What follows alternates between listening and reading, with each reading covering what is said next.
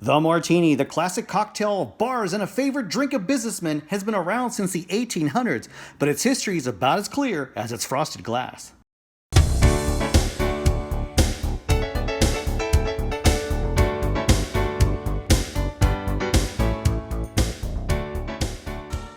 The Martini has been behind some of the biggest business deals that have ever happened in the world. Building designs, mob deals, athlete trades, all done while knocking back a few of these classic cocktails. But where did it all start? Let's find out. There are several theories as to where the first martini was served and who invented it, but some of those stories are clearer than others. One theory suggests that the martini comes from the Martini brand of vermouth. Another well-known story traces the drink's origin back to the 1860s and the Occidental Hotel in San Francisco.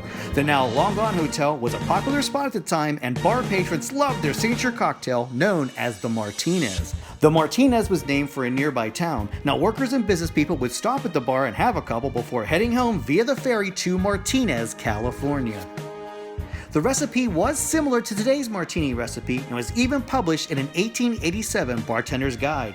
A dash of bitters, 2 dashes maraschino, 1 ounce gin, 2 ounces vermouth, 2 small lumps of ice, shaken and strained into a large cocktail glass. Garnish with a lemon slice.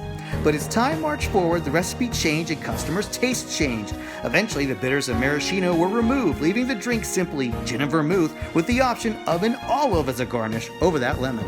Now, the martini can also be ordered dry, which removes some of the vermouth. This recipe was first served by a bartender at the Knickerbocker Hotel in New York City around 1912. An extra dry version with no vermouth at all was also a big seller during the Roaring '20s, even though the US was in the middle of Prohibition, which banned the sale of most alcohol. Lots of illegal gin flowed around the country and made this drink easy for people to get their hands on, like I said though, illegally. After Prohibition finally ended, higher quality gin was legally for sale and improved the taste and fueled the popularity of the adult beverage even more.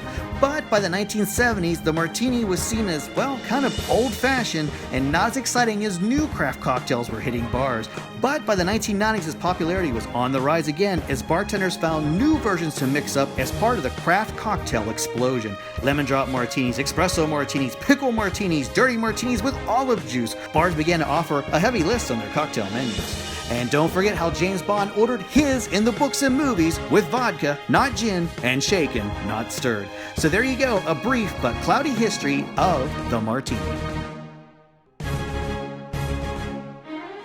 Alright, Jersey Joe back with you here, hanging out at the home bar this time, having a little mocktail here. It's during the week. I try not to have too much alcohol during the week, but you can never have too much by clicking that like, subscribe button down below for all the fun on the Jersey Joe 50 YouTube channel. 4 big shows waiting for you each and every week.